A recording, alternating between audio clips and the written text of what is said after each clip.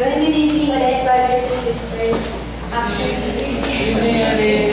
Actually, parang I can't believe na nandito ako sa harapan niya kasi parang wala lang, nakakaba ka naman share. Anyway, pero kasi parang siguro God has been so great to me that I really want to share my experience with you. So, my sharing is really a personal sharing. Talagang, nung medyo malaking bahagi talaga siya ng buhay ko. So, noong 2010 kasi, we have a family tradition. So, noong 2010, my family migrated to the US. So, my dad includes my mom and my two siblings. So, broken family kasi kami. So, ang naiwan naman ito sa Philippines is ako at yung papa ko. Pero ever since talaga, hindi ko naman talaga kasama yung father ko sa bahay. So, noong 2010, I was really lost and nalilito ako, hindi ko alam kung saan ako titira, kung anong gagawin ko. And I just graduated from college as well, unemployed ako. Parang as in, sobrang daming crossroads sa buhay ko. Parang sabi ko nga nun, 2010 is really my year of endings. Yun yung na-feel ko sa sarili ko. Pero despite that, hindi ko alam kung saan ako pupunta, I decided at nagpaalam ako sa parents, both my parents ko na magtitira ako mag-isa. So, maraming taong magtatanong bakit. Nagpaalam ako sa dad ko, actually pinayagan niya ako at first. But then, nung na-execute na, yung parang nandun ako sa dorm na mag-isa na talaga ako, parang biglang nag-back out yung dad ko. And ayaw niya na ako dun tumira instead. He wants me to live with him. Parang kung iisipin ng mga tao, napaka-illogical nung decision ko to live alone. Kasi dalawa na lang kami ng dad ko dito, but yet, I still chose to live on my own. Pero parang, una, syempre, gusto ko matuto mag-isa. Pangalawa, natatakot din ako, malaki yung fear ko sa amin ni Papa kasi hindi ko naman talaga siya nakalakihan. Parang last, siguro na magkasama kami sa bahay, 6 years old pa lang ako. So parang mas matagal pa yung time na magkahiwalay kami kasi yung time na nagkasama kami. So, with my decision, my father got angry, really got angry with me. So, yung family ko nasa US na, and my only family here, nagalit pa sa akin yung dad ko. So, I tried to apologize to him, lahat-lahat ginawa ko sa kanya. Kasi alam ko naman na, kahit sabihin natin, hindi ko kasi, parang at that time, hindi ko rin kasi ma-gauge yung decision ko kung tama or mali. Pero, alam ko that I should say sorry to my dad kasi nasaktan ko siya. Whether rational or irrational yung decision ko, alam kong nasaktan ko yung dad ko. So, nag-sorry ako sa kanya, but despite all my sorries, all I heard was rejections. As in, sobrang masasakit na salita that I couldn't imagine hearing from my own dad. So, as in, dumating yung point na pinutol niya lahat. Pinutol niya yung ATM, pinutol niya yung phone, cellphone, line, lahat pinutol niya. And even sinabi niya sa harap ng mga relatives ko na hindi niya ako tutulungan kahit na alam niyang nagsisimula pa lang ako dahil decision ko raw yun at gusto ko yun. So, noong time na yun, buntik na akong magalit sa dad ko talaga. So, sobrang bigat ng pakiramdam ko and every time kasi na masama yung feeling ko, I go to church to pray and to hear Mass. So, that day, masama talaga yung loob ko. Every day na halos nandun ako sa church. Tapos parang hindi pa rin ako nakontento sa prayer and sa Mass. So, I decided to confess. So, sabi ko, Father, nasa confession na kami, Father, parang nagagaling na ata ako sa tatay ko, sabi mo gano'n sa kanya. Sabi sa akin ni Father, anak, parang napakalalim ata ng salitang galit, sabi niya sa akin. Tapos parang glimpse, parang binigyan ko siya ng glimpse kung ano talaga yung nangyayari. Parang sabi ko sa kanya, may nagawa ko kasi ako sa kanya, pero I said sorry, pero ayaw niya akong tanggapin, and mas sakit na salita po yung natatanggap ko, and marami po siya, parang kung hindi ko pumatanggap na yung mga iba na mong nasasabi at nagagawa sa akin. Sabi sa akin ni Father, parang hindi ko rin matanggap, Father, na nagsabi namin ako ng sorry, pero wala naman akong sinabing masama, pero masasakit na salita pa rin yung bumabalik sa akin. Sabi sa akin ni Father, kunwari, meron siya kasing gamit sa keyboard niya.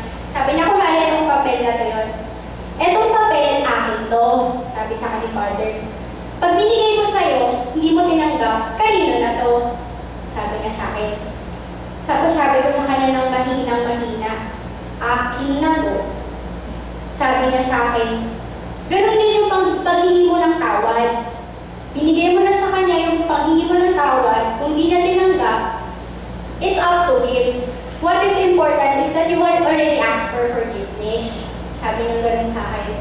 So parang yung sinabi sa akin ni Father, yun yung naging eye-opener sa akin.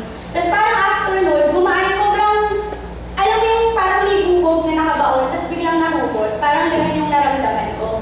And all the anger that was forming were gone. Sobrang nawala. Pero despite that, na nawala yung galit ko sa dad ko, nandun pa rin yung fear na, alam mo, nandun yung fear na, paano kung lapitan ko siya ulit, manghingi ulit ako ng sorry and i-reject niya ako, kakayanin ko pa ba na ma-reject ako ng paulit-ulit? Parang ganun yung naramdaman ko noon.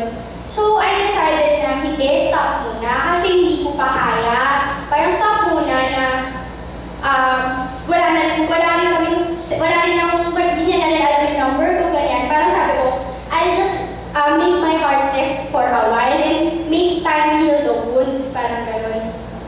Pero tas parang sa mga father side ko, yung ngayon talaga ako.